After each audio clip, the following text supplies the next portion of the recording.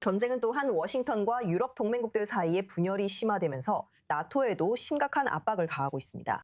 도널드 트럼프 대통령은 이란에 대한 자신의 군사작전을 지지하지 않는 나토 회원국들, 특히 호르무즈 해협을 확보하는 문제에 있어서 점점 더 불만을 느끼고 있습니다. 이에 대해 트럼프 대통령은 미국의 동맹에 대한 헌신 수준의 의문을 제기하며 한 회원국에 대한 공격은 모두에 대한 공격이라는 나토의 핵심 원칙의 미래에 대한 우려를 불러일으키고 있습니다. 유럽 지도자들은 대응 방안을 고민하며 일부는 워싱턴과 긴장이 커지자 더 독립적인 방위 전략을 모색하고 있습니다. 그리고 이제 피오트르 크루진 전 유엔 관계자이자 지정학 전문가와 함께합니다. 피오트르, 오늘 i24 뉴스 영어 방송에 함께해 주셔서 반갑습니다. 우리는 호르무즈 해협 안전 확보 등 기본 조치에도 유엔 내 분열이 있음을 보고 있습니다. 그렇다면 이러한 분열이 실제로 나토의 내부 운영에 어떤 영향을 미치고 있나요? 혹은 전혀 영향을 미치지 않고 있나요? 네, 항상 함께하게 되어 기쁩니다. 제 말은 이것은 분명히 동맹에 있어 중대한 상황이라는 겁니다. 나토는 그 성격상 가장 토괄적인 안보 동맹이고 80년의 역사를 가지고 있습니다. 그리고 지금까지 그 전체의 설계자이자 토대인 미국이 관계를 바꾸겠다고 실제로 위협한 적은 한 번도 없었습니다. 제가 그렇게 말한 이유는 미국이 떠나는 게 간단하지 않기 때문입니다. 다른 어떤 국가도 나토 조약의 313조로 알려진 조항을 발동할 수 있습니다. 결국 나토는 여러 국가들 간의 조약, 즉 관계이기 때문입니다. 그들은 그 조항을 발동해서 미국의 1년 후 떠나겠다고 통보할 수 있습니다. 그리고 절차와 과정이 끝나면 실제로 나토에서 탈퇴하게 되는 것입니다. 하지만 미국의 경우는 다릅니다. 미국은 핵심 주요 회원국, 아니 사실상 그 중심 회원국입니다. 그리고 약 2년 전에 미국 법에 의해 제정된 국방수권법에 따르면 미국 대통령은 일방적으로 나토를 탈퇴할 수 없습니다. 의회의 3분의 2 승인 없이는 죄송합니다. 그렇게 할 수 없습니다. 그래서 그냥 일어나서 떠나는 것처럼 간단하지는 않지만 분명히 도널드 트럼프는 상징적인 의미에서 동맹에 대한 의지를 약화시킬 수 있습니다. 그래서 이론적으로는 많은 부분이 이론이지만 중국이나 러시아 또는 나토에 속한 어떤 국가든 공격하거나 위협하려는 국가들을 대담하게 만들 수 있습니다. 그 부분에 대해 이야기해보죠. 지금 이 지역에서 우리가 보고 있는 상황과 관련해서 이 갈등이 이란과 얼마나 관련이 있나요? 그리고 이 갈등이 미국, 중국, 러시아가 서로를 시험하는 것과 얼마나 관련이 있나요? 비록 간접적일지라도요. 그러니까 일부 사람들이 제기한 이론이 있는데 이것이 중국을 상대하기 위한 거대한 전략의 일부라는 겁니다. 그래서 중국을 상대하려면 베네수엘라를 제거해야 하고 이란도 제거해야 한다는 거죠. 중국의 핵심 인프라나 석유 공급망 같은 중요한 부분들을 제거해야 한다는 거죠. 네, 그 주장은 이해하지만 이 행정부에겐 다소 무리한 것 같습니다. 트럼프가 감당할 수 있는 것보다 더 많은 것을 벌려놓았다는 건 분명하다고 생각합니다. 그리고 제가 지금 하려는 말이 어떤 사람들에게는 인기 없을 수도 있지만 이 전쟁은 그가 스스로 선택한 것입니다.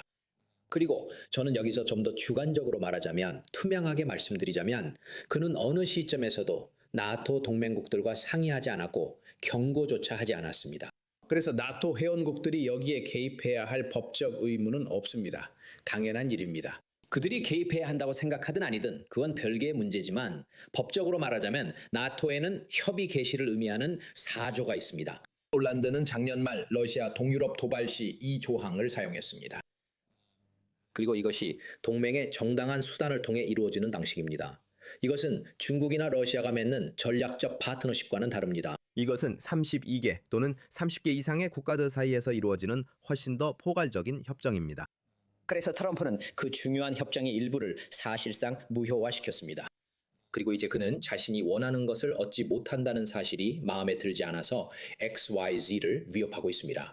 그래서 이것은 분명히 다극화 또는 강대국 경쟁이라는 더 넓은 게임의 일부입니다.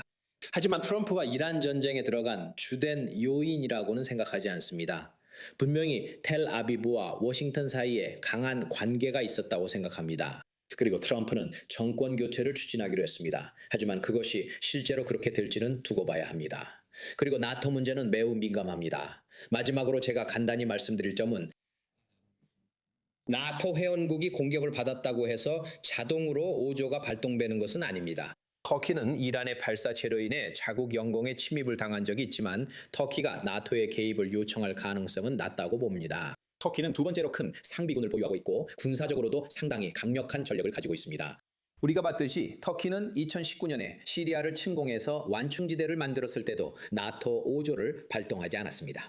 그래서 저는 이번 사안에서 나토가 미국, 유럽 등과의 관계에 미칠 영향 외에는 큰 관련성이 없다고 생각합니다. 그렇다면 이렇게 공개적으로 갈등을 드러내는 것이 어떤 메시지를 주는지에 대해 말씀드리자면 우리처럼 이 모든 상황을 지켜보고 있는 중국이나 러시아 같은 적대국들에게는 어떤 신호를 주는 걸까요? 글쎄요, 저는 다시 한번 말씀드리지만 다른 강대국들이 얼마나 많은 계략을 꾸미고 있는지에 대해 너무 깊이 생각하지는 않습니다. 러시아는 분명히 이란에 정보를 제공하고 있습니다. 그리고 이 모든 것의 최대 수혜자는 러시아입니다. 이건 분명하다고 생각합니다. 푸틴은 하루에 1억 5천만 달러의 석유 수익을 올리고 있습니다. 그리고 이것은 원래 매우 나빴던 그의 경제에 엄청난 횡재입니다. 1월 초 러시아 경제가 얼마나 나빴는지 아무리 강조해도 지나치지 않습니다. 그래서 이것은 그에게 엄청난 숨통을 틔워주는 기회입니다. 하지만 중국은 훨씬 더 복잡합니다. 저는 개인적으로 중국이 이 일에 얼마나 관여하고 있는지에 대해 꽤 회의적입니다. 그들이 암묵적으로 이를 환영하고 있을까요? 아마도 그럴 수 있습니다. 왜냐하면 그들이 해야 할 일은 아무것도 하지 않는 것뿐이라는 것을 보여주기 때문입니다. 그들은 그냥 뒤로 물러나 앉아서 트럼프가 관계를 끊고 되돌릴 수 없게 만들고 미국 동맹과 패권의 이익이 되는 국제 시스템의 많은 부분을 타개하도록 내버려 둡니다. 중국은 그냥 뒤에서 지켜보고 있습니다. 중국이 주장하는 불간섭과 주권 존중의 외교 정책은 제3국들에게 더 매력적으로 보입니다. 마지막으로 말씀드리고 싶은 점은 중국이 현대 시스템에서 많은 이익을 얻고 있어 같은 방식으로 행동하지 않는다는 것입니다. 중국이 이란이나 러시아처럼 무모하게 행동하지 않는 건 현상 유지 세력이어서입니다. 중국은 현재 시스템에서 이익을 보고 있습니다. 그래서 우리가 중국이나 러시아가 즉각적으로 나토를 약화시킬 기회를 잡으려고 할지에 대해 이야기할 때 제 말은 그건 좋은 유행어일 수 있지만 실제로 그게 맞는지는 모르겠습니다. 마지막으로 이것은 나토에게 기회입니다. 나토 마이너스는 미국 없이 나토가 존재한다는 개념으로 이론적으로 미국 없는 나토는 더 약해질 것입니다. 하지만 여전히 유럽 전체가 4천억 달러의 군사비를 지출하고 있습니다. 그건 무시할 만한 금액이 아닙니다. 중국과 러시아를 합친 것보다 더 많습니다. 그리고 이는 그들이 유럽이나 북극 등 가까운 지역에 더 집중할 수 있게 해줄 것입니다. 그래서 저는 개인적으로 미국 없이도 나토와 그 잠재력을 믿고 싶지만 이게 분명히 심각한 시기라는 점에서 섣불리 낙관하고 싶지는 않습니다. 그렇다면 앞으로 나아갈 길은 무엇일까요? 미국과 나토 동맹국들 사이에 이런 동맹 관계를 복원하는 것일 수도 있겠죠. 2단계에서 그 모습은 어떨까요? 그건 정말 말하기 어렵다고 생각합니다. 왜냐하면 지금 국제 정치 체계의 많은 부분이 한 사람의 결정에 달려있기 때문입니다.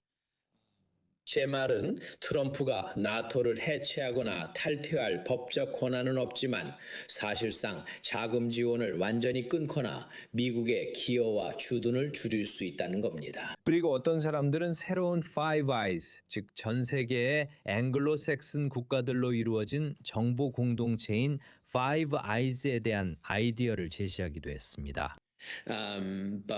그리고 이를 트럼프의 외교 정책 스타일에 더 동의하는 폴란드나 다른 몇몇 국가들로 대체하자는 의견도 있습니다. 그런데 문제는 트럼프가 말을 하기 전에 생각하지 않는다는 점입니다. 그래서 그가 유럽 전체나 특히 폴란드 또는 러시아에 대해 던진 말들은 효과가 없을 것입니다. 왜냐하면 그가 모스크바에 대해 꽤 동정적이거나 제재 완화 조치를 보인다면 그것은 폴란드 사람들이 원하는 것과는 반대이기 때문입니다. 여기서 폴란드는 그냥 예시로 든 것입니다.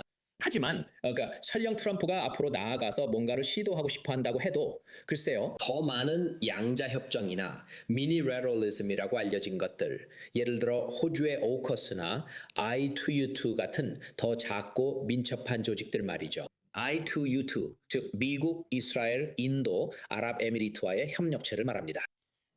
그건 여전히 문제가 될 겁니다. 왜냐하면 그는 유럽뿐만 아니라 여러 다른 나라들도 자극하고 있기 때문이죠. 그래서 저는 잘 모르겠고 게다가 그는 동맹 구축 자체를 별로 믿지 않습니다. 그런 시스템들을 진정으로 신뢰하지 않죠. 그는 미국의 일방적인 힘을 믿고 그 힘으로 무엇이든 할 수 있다고 생각합니다. 그래서 저는 실제로 대안이 가능하다고 생각하지 않습니다. 그가 그렇게 한다면 나토에서 최대한 추진을 할 것이고 그건 대부분 허세입니다. 하지만 그는 지금 이란 전쟁으로 인해 어려운 상황에 처해 있습니다. 그리고 중간 선거가 다가오고 있습니다. 여론조사 결과도 좋지 않습니다. 그래서 저는 그가 반기나 중기에 큰 변화를 만들지 않는 일들에 집착하지 않을 것 같습니다. 알겠습니다. 표트를 크루진 씨, 오늘 i24 뉴스 잉글리시에 함께해 주셔서 정말 감사합니다. 그런 통찰을 공유해 주셔서 고맙습니다. 정말 감사합니다. 여기 스튜디오에서 오웬 알터만 씨와 함께하고 있습니다. 오웬 씨, 이 모든 상황이 어떻게 전개되고 있는지, 그리고 이것이 나토에 실제로 어떤 의미가 있는지 어떻게 보십니까? 네, 니콜 씨. 다시 한번 말씀드리지만 이번 전쟁의 여파는 잔물결이 아니라 거의 파도 아니면 해일처럼 보입니다. 과장해서 쓰나미라고 하긴 어렵지만 이 전쟁은 이스라엘에서 대피소로 달려가고 우리의 좁지만 중요한 시각으로 상황을 체감하게 합니다. 물론 우리에게 중요하지만 우리만의 문제는 아닙니다. 하지만 이 전쟁은 필리핀 사람들조차 직장에서 에어컨을 섭씨 24도, 그러니까 화씨로 약 74도, 75도 이하로 내릴 수 없게 만들었습니다. 아시아 여러 나라가 연료 사용을 제한하거나 배급제로 관리하려는 움직임도 목격했습니다. 가장 최근에는 참고로 아프리카의 세네갈이 정부 장관들에게 해외 출장을 갈 때 연료를 절약할 수 있도록 매우 신중하게 검토하라고 지시했습니다. 다음 게스트의 더 큰 지정학적 질문으로 넘어가겠습니다. 나토 관련해서는 확실합니다. 도널드 트럼프가 미국을 나토에서 탈퇴시키진 못하지만 자금은 줄일 수 있습니다. 그러나 니콜, 트럼프의 행동에는 더 중요하고 지속적인 부분이 있습니다. 그리고 저는 유럽의 수도들에서 이 점을 매우 잘 알고 있고 의식하고 있다고 생각합니다. 도널드 트럼프는 공론장에 그런 생각을 심어놓고 있습니다. 즉 10년, 20년 전만 해도 미국인들이 미국이 나토를 탈퇴한다는 생각 자체를 꺼내는 것조차 상상할 수 없는 일이었습니다. 정말 상상도 할 수 없는 일이었죠. 하지만 도널드 트럼프는 자신이 하는 말과 전달하는 방식, 그리고 이것을 미국 내 공적 논쟁의 일부로 만드는 방식으로 상상할 수 없던 일을 충분히 생각할 수 있는 일로 만들고 있습니다. 그리고 이것은 진정한 변화이며 도널드 트럼프 이후에도 계속될 변화라고 생각합니다. 이것은 도널드 트럼프가 미국 정치뿐만 아니라 미국 문화에도 영향을 미치고 있다는 또 다른 예시입니다. 그리고 오랜 보좌관 스티브 배넌이 이제 진부해진 정치는 문화에서 비롯된다라는 표현을 만들었습니다. 좋아요, 오웬. 정말 흥미로운 소식이에요. 함께해 주세요.